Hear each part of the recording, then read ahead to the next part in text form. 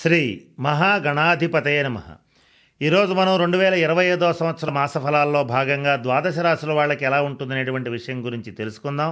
దీంట్లో భాగంగా సింహరాశి వారికి ఈ మాసం ఎలా ఉంటుందనేటువంటి విషయం గురించి తెలుసుకుందాం. సింహరాశి అంటే మఖా నక్షత్రం 1, 2, 3, 4 పాదాలు, పుబ్బా నక్షత్రం 1, 2, 3, 4 పాదాలు, ఉత్తరా నక్షత్రం మొదటి పాదం వరకు ఉన్నటువంటి నక్షత్ర పాదాల్లో జన్మించిన వాళ్ళందరినీ కూడా మనం సింహరాశి జాతకుల కింద పరిగణిస్తాం. ఈ మాసం ముఖ్యంగా వ్యయస్థానంలో ఉన్నటువంటి రవి బుధుల యొక్క యుతి, అలాగే జన్మరాశిలో కుజకేతువుల యొక్క యుతి ప్రధానమైనటువంటి ఫలితాలను నిర్దేశిస్తోంది. ఈ రవి బుధుల యొక్క యుతి బుధాదిత్య యోగం అంటారు, కుజకేతువుల యొక్క యుతిని పిశాచి యోగం అంటారు. వీటితో పాటుగా గ్రహాలన్నీ కూడా రాహుకేతువుల మధ్య బంధించబడి ఉన్నట్లుగా ఉండటం అనేటువంటి దాన్ని కాలసర్పయోగం లేదా కాలసర్ప దోషం అంటారు. జ్యోతిష్ శాస్త్రరీత్యా ఇవన్నీ కూడా ప్రధానమైనటువంటి ఫలితాలను నిర్దేశిస్తున్నాయి. వీటితో పాటుగా అష్టమ స్థానంలో ఉన్నటువంటి శని, లాభస్థానంలో ఉన్నటువంటి రవి గురువులు, దశమ స్థానంలో ఉన్నటువంటి శుక్రుడు కూడా ప్రధానమైనటువంటి ఫలితాలని నిర్దేశిస్తున్నారు. వీటన్నింటిని బట్టి చూసినట్లయితే సింహరాశి వాళ్ళకి కొన్ని విషయాల్లో అఖండమైనటువంటి విజయాలు లభించటం, ఎంతో కాలంగా పెండింగ్లో పడిపోయినటువంటి సమస్యని చిటికలో పరిష్కరించుకోగలగటం, ఇటువంటి శుభ పరిణామాలు ఏర్పడతాయి.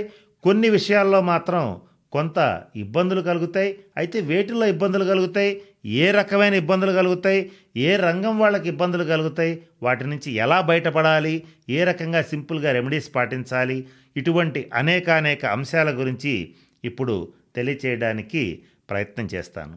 మొట్టమొదటగా సింహరాశి వారికి లాభస్థానంలో ఉన్నటువంటి గురుగ్రహ సంచార రీత్యా ఆర్థిక పరమైన అంశాల్లో కానీ, సోదర సోదరీమణులకు సంబంధించినటువంటి అంశాల్లో కానీ మంచి శుభ ఫలితాలు ఏర్పడబోతున్నాయి. అవివాహితులకి వివాహ యోగ్యమైనటువంటి కాలం సంప్రాప్తం అవుతోంది. వీటితో పాటుగా ఎవరైతే సింహరాశి వాళ్ళు ఉంటారో, ఏ రకమైనటువంటి వృత్తి, ఉద్యోగ, వ్యాపార వ్యవహారాలు చేస్తున్నప్పటికీ కూడా ఆర్థికంగా ముందంజ వేయటానికి కావలసినటువంటి వనరులన్నీ కూడా మీకు అసంకల్పితంగా మీకు ఏర్పడతాయి. దేశ విదేశాల్లో ఉన్నటువంటి స్నేహితులు, అలాగే సోదర వర్గం మీకు సంపూర్ణ సహాయ సహకారాలు అందించటం అనేటువంటిది జరుగుతుంది. మీ అభివృద్ధిలో వాళ్ళందరూ కూడా కీలకమైనటువంటి పాత్ర లభించడం కూడా, కీలకమైనటువంటి పాత్ర వహించడం కూడా జరుగుతుంది. వీటితో పాటుగా ఈ సింహరాశి వాళ్ళకి మరి ముఖ్యంగా ఈ ఉద్యోగస్తులు ఎవరైతే ఉంటారో వాళ్ళకి మాత్రం కొంచెం టెన్షన్తో కూడినటువంటి వాతావరణం ఉంటుంది. ఎక్కడ ఏ రకమైన నిర్ణయం తీసుకుంటే ఏ రకమైనటువంటి ఉద్యోగ భంగం కలుగుతుందో, సస్పెండ్ అవుతామో, లేదంటే వేరే ఊరికి ట్రాన్స్ఫర్ చేస్తారో అనేటువంటి ఇబ్బందులు కలుగుతాయి. ఇది ప్రభుత్వ రంగ ఉద్యోగస్తులకి వర్తిస్తుంది. ప్రైవేటు యాజమాన్యాల పరంగా కూడా మీ యొక్క సర్వీసెస్ని వాడుకుని మిమ్మల్ని ఇబ్బంది పెట్టేటువంటి సూచనలు గోచరిస్తున్నాయి. ఉద్యోగ రంగంలో ఉండేటువంటి వాళ్ళకి అంతగా బాగోలేదు, కానీ వ్యాపార రంగంలో ఉండేటువంటి వాళ్ళకి చాలా బాగుంది. మీరు ఏది చేసినా, ఏ పని చేసినా, ఏ వ్యాపారంలో వేలు పెట్టినా అద్భుతమైనటువంటి లాభాలు మీకు అంది తీరతాయి. మరి ముఖ్యంగా ఈ సింహరాశిలో ఉన్నటువంటి కాంట్రాక్టర్స్ కానీ, బిల్డర్స్ కానీ, పెద్ద బిజినెస్ మ్యాగ్నెట్స్ కానీ వీళ్ళందరికీ కూడా అద్భుతమైనటువంటి రాజయోగ కాలం అనేటువంటిది నడుస్తోంది. రాజకీయ నాయకులకి కూడా మంచి కాలం ఆరంభమైంది. సింహరాశి వాళ్ళకి ఈ మాసం నుంచి మంచి కాలం వస్తోంది.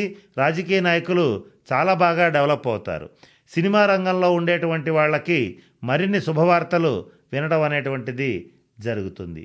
ఏది ఏమైనప్పటికీ కూడా జన్మరాశిలో ఉన్నటువంటి కుజకేతువుల రీత్యా కానీ, సప్తమ రాశిలో ఉన్నటువంటి రాహు రీత్యా కానీ, అష్టమ రాశిలో ఉన్నటువంటి శనీశ్వరుడి రీత్యా కానీ మీకు కానీ మీ జీవిత భాగస్వామికి కానీ కొంత అనారోగ్య సూచనలు ఏర్పడబోతున్నాయి. వాటిల్లో ముఖ్యంగా బీపీ, షుగర్లు వంటివి అదుపు తప్పిపోవటం, అలాగే థైరాయిడ్ వంటి సమస్యలు బాధపెట్టడం, డైజెస్టివ్ డిజార్డర్స్ ఏర్పడటం, కొంతమందికి బ్రెయిన్లో కానీ హార్ట్లో కానీ క్లాట్స్ ఏర్పడటం, కొద్దిగా ఇబ్బందికరమైనటువంటి వాతావరణం ఏర్పడటం, వాహన ప్రమాదాలు జరగటం, ఆయాసం వంటివి బాధ పెట్టడం, అలాగే కొద్దిమందికి సర్జరీస్ జరగటం, ఇవన్నీ జరుగుతాయి. ఇది మీకు జరగచ్చు, మీ జీవిత భాగస్వామికైనా జరగచ్చు. అది కూడా ఎలా తెలుసుకోవాలంటే వాళ్ళ వ్యక్తిగత జన్మ జాతక రీత్యా జరిగే అవకాశం ఉంటుంది. అయితే ఇది సింహరాశి వాళ్ళందరికీ జరిగే అవకాశం ఉండదు. ఎవరైతే 50 సంవత్సరాలు దాటిన వాళ్ళు ఉంటారో, అలాగే ఎవరికైతే వీటితో బాటుగా శని, కుజ, రాహుకేతువులకి సంబంధించినటువంటి దశాంతర దశలు, నీచిపట్టిన గ్రహ దశాంతర దశలు జరుగుతున్నటువంటి వాళ్ళకి మాత్రమే ఇటువంటి తీవ్రమైన అనారోగ్య సూచనలు వస్తాయి. మిగిలిన వాళ్ళు ఆలోచించుకోవాల్సినటువంటి అవసరం లేదు. అయితే నేను చెప్పినట్లుగా ఈ దుష్టగ్రహ దశాంతర దశలతో పాటుగా ఎవరైతే 60 సంవత్సరాలు పైబడినటువంటి వాళ్ళు ఉంటారో వాళ్ళు తప్పనిసరిగా జన్మ జాతకరీత్యా తగిన శాంతి పరిహార క్రియలు జరిపించుకోవాల్సినటువంటి పరిస్థితి ఉంది. అలాగే ప్రతినిత్యం కూడా ముఖ్యంగా మృత్యుంజయ మంత్రాన్ని జపించాలి, ఆదిత్య హృదయాన్ని పారాయణ చేయాలి, సూర్య నమస్కారాలు చేసేటట్లయితే చక్కటి ఆరోగ్యాన్ని పొందగలుగుతారు. ఇకపోతే అష్టమ శని సంచార రీత్యా చేసేటువంటి పనుల్లో కొద్దిగా అప్పుడప్పుడు ఆటంకాలు ఏర్పడటం, మీ మాటకి కుటుంబంలో తండ్రితో సహా అందరూ వ్యతిరేకంగా మారటం, అలాగే సంతానం కూడా మీకు వ్యతిరేకంగా మారటం, ముఖ్యంగా సింహరాశి పురుషులు ఎవరైతే ఉంటారో వాళ్ళకి తండ్రి గారి రీత్యా అలాగే పుట్టినటువంటి మగపిల్లల రీత్యా కూడా వ్యతిరేకత అనేటువంటిది ఏర్పడుతుంది. దీని నుంచి తప్పించుకోవడానికి విఫల ప్రయత్నం చేస్తారు. కొంతమేర మాత్రం సక్సెస్ అయ్యే అవకాశం ఉంటుంది. అయితే ఈ గురుగ్రహ అనుగ్రహం ఎంత బాగున్నప్పటికీ కూడా సింహరాశి వాళ్ళు కొంచెం మాట్లాడే విషయంలో కానీ కొన్ని విషయాల్లో కానీ జాగ్రత్తగా ఉండాలి. అవి ఒకదాని తర్వాత ఒకటి మీకు తెలియజేయడానికి ప్రయత్నం చేస్తాను.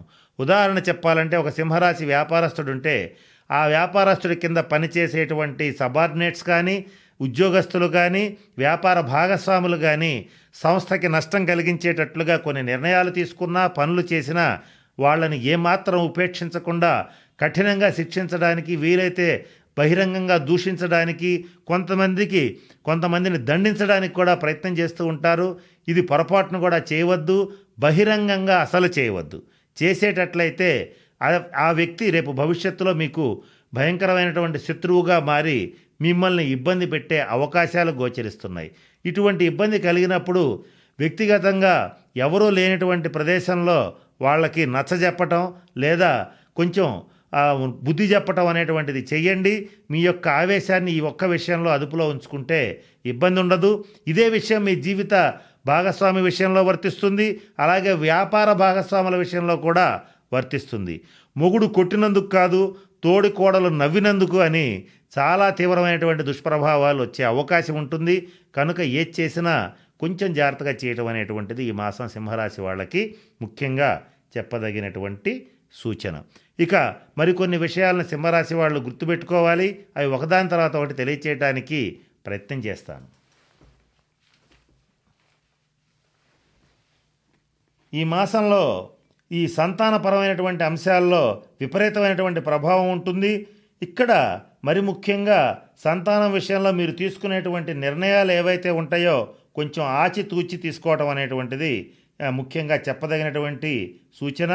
టెక్నికల్ విద్యలో ఉండేటువంటి సింహరాశి వాళ్ళు బాగా అభివృద్ధిలోకి వస్తారు, రాణిస్తారు.